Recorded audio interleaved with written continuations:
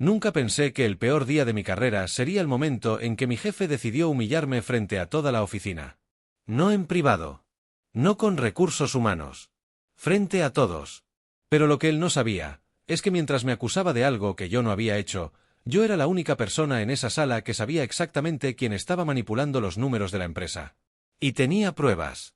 Pruebas que podían destruirlo. Me llamo Daniel. Tengo 32 años y hasta hace unos meses trabajaba como analista financiero en una empresa de marketing digital bastante grande en mi ciudad. No era un trabajo de ensueño, pero era estable. Buen sueldo, horario normal, compañeros agradables.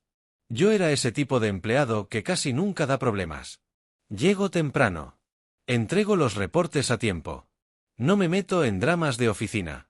Básicamente, el tipo de persona que solo quiere hacer su trabajo y volver a casa. Mi jefe directo se llamaba Ricardo. Ricardo tenía unos 45 años y ocupaba el cargo de director financiero. Era el tipo de jefe que al principio parece increíble. Carismático. Seguro de sí mismo. Siempre contando historias sobre cómo había cerrado grandes negocios. Pero con el tiempo empezabas a notar pequeños detalles. Interrumpía a la gente. Le gustaba atribuirse el trabajo de otros. Y tenía una obsesión bastante extraña con que los números de la empresa siempre se vieran perfectos. En ese momento yo no le daba mucha importancia. Hasta que empezaron a pasar cosas raras. Todo comenzó unos 3 meses antes de que me despidieran. Yo estaba preparando el informe financiero del trimestre. Nada complicado. Solo revisar ingresos, gastos, márgenes y preparar el documento que se enviaba a la junta directiva. Cuando terminé el primer borrador se lo envié a Ricardo, como siempre. Unas horas después me llamó a su oficina. Recuerdo que entré con mi laptop esperando una corrección normal. Pero la conversación fue extraña. Ricardo cerró la puerta. Se sentó frente a su escritorio. Revisó el reporte unos segundos. Y luego dijo algo que me dejó pensando. Daniel, estos números no se ven muy bien. Le respondí lo obvio. Bueno, son los números reales. Él sonrió. Pero no era una sonrisa amable. Era más bien, calculadora. Y entonces dijo algo que en ese momento me pareció raro, pero no alarmante. Podríamos presentar estos datos de una forma un poco más optimista. Al principio pensé que se refería a la forma de presentar el informe. Gráficas. Proyecciones. Ese tipo de cosas. Pero luego me pidió abrir el archivo. Se acercó a mi escritorio. Y empezó a señalar algunas cifras. Este gasto podría moverse al siguiente trimestre. Este ingreso podríamos registrarlo antes. Este contrato podríamos contarlo como cerrado. Yo me quedé mirándolo. Porque lo que estaba sugiriendo no era un cambio visual. Era alterar el reporte financiero. Le dije algo como: Ricardo, esos números vienen directo del sistema.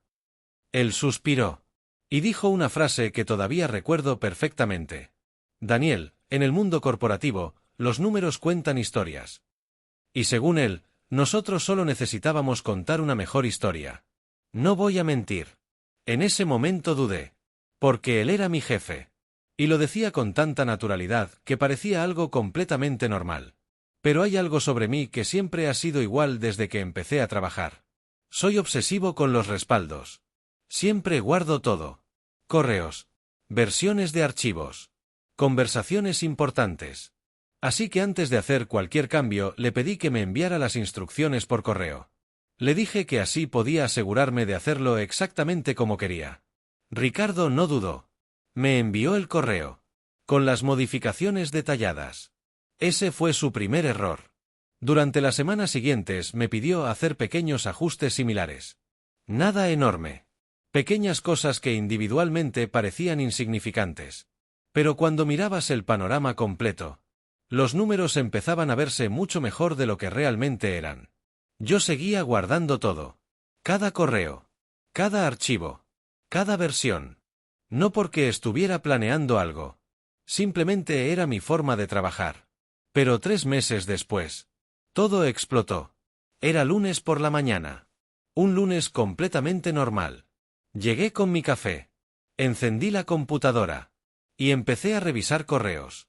A eso de las 10 de la mañana, Ricardo salió de su oficina y dijo en voz alta: Daniel, ven un momento a la sala de reuniones. El tono me pareció raro. Cuando entré, había más gente de lo normal. 2 personas de recursos humanos. Y varios compañeros del departamento. En ese momento mi estómago hizo ese pequeño nudo que aparece cuando algo no está bien. Ricardo cerró la puerta.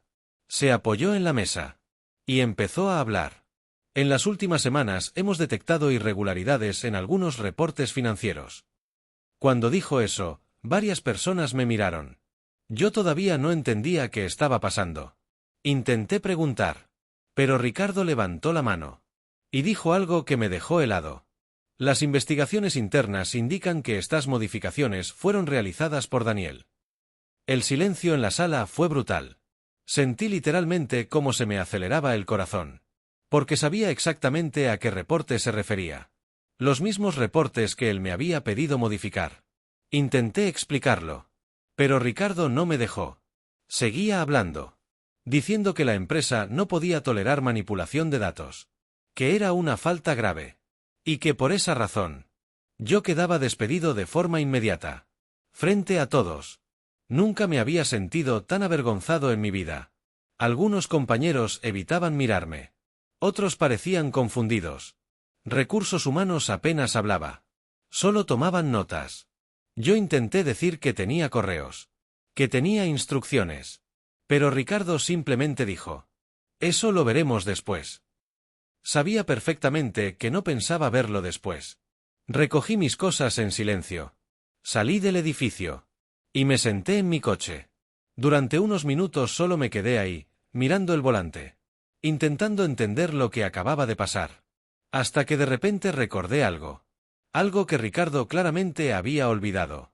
Ese mismo día, cuando llegué a casa, abrí mi computadora. Entré a mi archivo de correos. Busqué el nombre de Ricardo. Y empezaron a aparecer decenas de mensajes. Instrucciones. Cambios. Archivos adjuntos. Comentarios como: necesitamos ajustar este número. Ojo con este gasto. Esto debería verse mejor para los inversionistas. Y luego encontré el más importante. El primero. El correo donde literalmente decía: necesitamos modificar estas cifras para que el reporte del trimestre se vea más fuerte. En ese momento todo encajó. Ricardo necesitaba un culpable. Alguien a quien responsabilizar si alguien revisaba los números. Y ese alguien, era yo. Pero había cometido un error enorme. Pensó que yo no tenía nada. Esa noche casi no dormí. Estaba furioso. Pero también estaba pensando con calma. Podía dejarlo pasar. Buscar otro trabajo. Seguir con mi vida. O podía hacer algo más. Así que decidí reunir absolutamente todo. Correos. Archivos originales. Versiones modificadas. Historial de cambios. Capturas. Todo. Y al día siguiente hice algo que probablemente Ricardo jamás imaginó. No contacté a la empresa. Contacté directamente a la firma de auditoría externa que revisaba nuestras finanzas. Les envié toda la información. Sin explicaciones largas. Solo los documentos. 3 días después recibí una llamada. Era uno de los auditores. Lo primero que dijo fue: necesitamos hablar contigo en persona.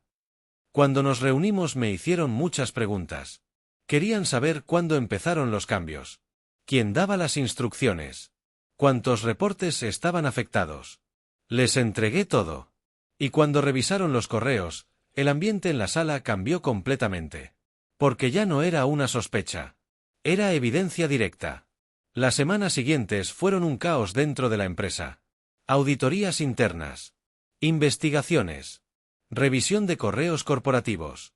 Resultó que Ricardo llevaba más de un año inflando resultados.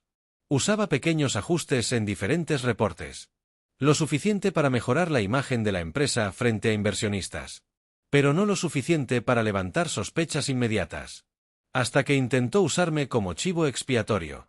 2 meses después recibí la noticia. Ricardo había sido despedido. Y estaba enfrentando una investigación por fraude corporativo. La empresa también me ofreció un acuerdo económico después de que mis abogados intervinieran. Nunca regresé a trabajar allí. Honestamente, después de todo lo que pasó, ya no quería hacerlo. Pero a veces sigo pensando en ese momento. El día que intentó humillarme frente a toda la oficina. Sin saber que, al hacerlo, había firmado su propia caída. Y honestamente todavía tengo una duda. Si Ricardo nunca me hubiera despedido, probablemente yo nunca habría mostrado esos correos. Así que ahora quiero saber algo. Si ustedes estuvieran en mi lugar, ¿habrían hecho lo mismo? ¿O simplemente habrían seguido adelante con su vida? Los leo en los comentarios. Si te gustan este tipo de historias intensas de Reddit, no olvides darle like al vídeo, suscribirte al canal y activar la campanita. Porque aquí siempre traemos historias que demuestran que, a veces, la vida real puede ser mucho más salvaje que cualquier película.